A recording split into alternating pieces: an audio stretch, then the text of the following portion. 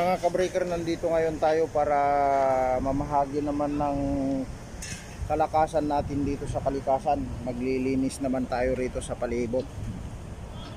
Ayan. Kasi masyadong maraming kalat. Ayan. Oh. Gagawin naman natin yung responsibilidad natin para sa ganon makatulong tayo. Ito. Oh. Tulad yan. Oh. Linis-linis lang pag may time. Linis-linis para sa Mother Earth. Oh, para sa Mother Earth. Yan, kakampi natin yan. Kahit nasaan man tayo sa sulok ng mundo, nagkakaroon man tayo ng mga pagsubok sa buhay, gawin pa rin natin yung responsibilidad natin bilang isang tao. Yan. So, kailangan lilinisin natin. Ayan o. Oh. Linis-linis pag may time. Kailangan linisin natin. Itong plantasyon natin, dyan lang yan. Kalmado lang yan. Ito, napakalawak ng plantasyon. Oh, 1 hektaryang puro tanglad. 1 hektaryang pakwan. Yan. Saka 1 hektaryang kamatis. Saka 1 hektaryang alugbate. Ayan. So napakaluwag yung ating plantasyon, mga kabreaker. Yan tayo ngayon. Unti-untiin nating lilinisin upang sa ganon maging maayos ang lahat. So, sama-sama lang tayo, mga kabreaker. Huwag tayong maging pabaya. Huwag tayong magtapon ng kahit saan-saan yung mga basura natin. Kailangan mayroon tayong kunting disiplina sa ating sarili. Mahalin natin yung ating Mother Earth.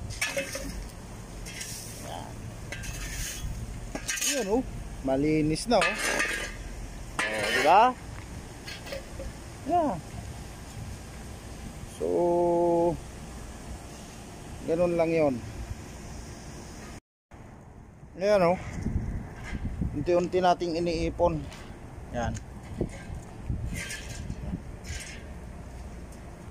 Mga basura na yan kasi ikakarga natin dito. Yan, laki pang kargahan natin.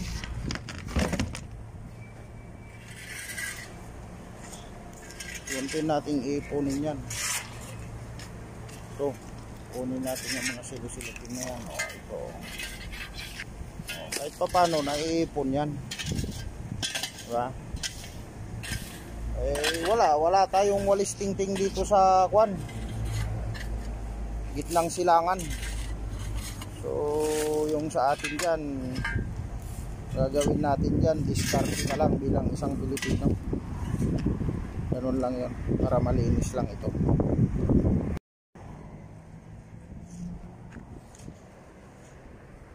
Yan, napakaluwag po itong lilinisin natin.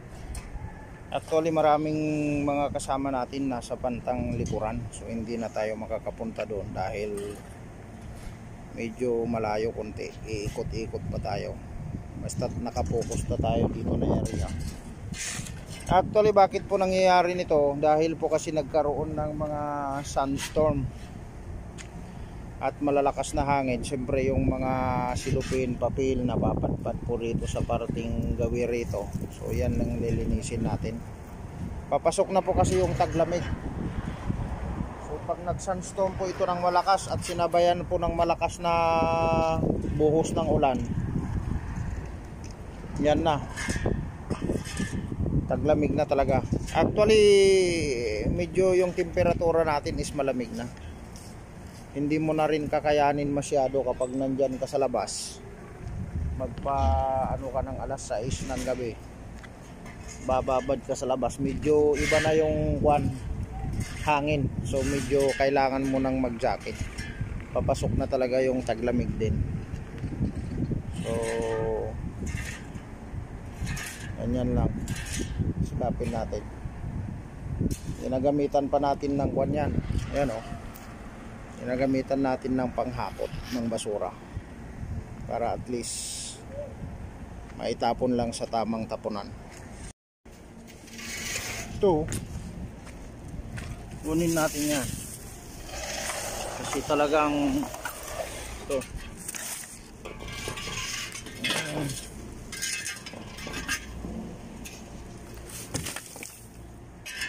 So patapos na tayo maglinis. Yan o. Oh, malinis na. Yan. Patapos na. Yan. Ito. Ang basura natin. Sa dami yan. Nakailang hakot na tayo para itapon yan doon. Kunti na lang ito.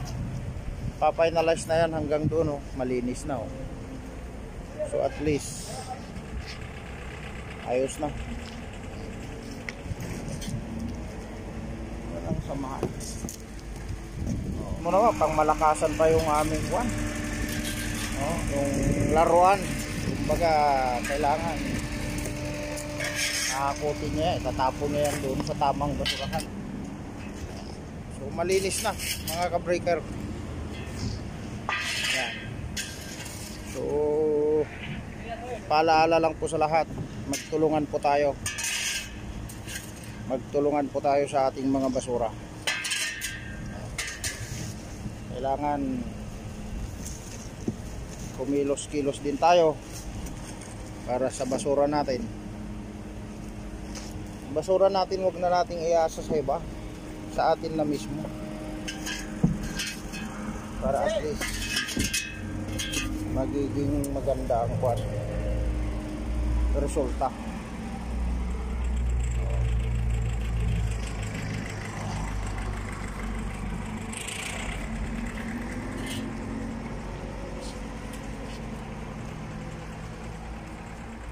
Ayan lang yun.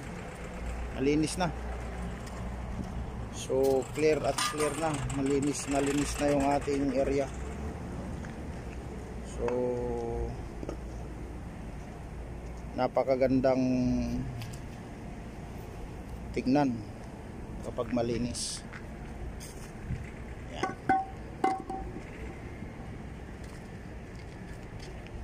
Hanggang dito na lang po muna. Enjoy.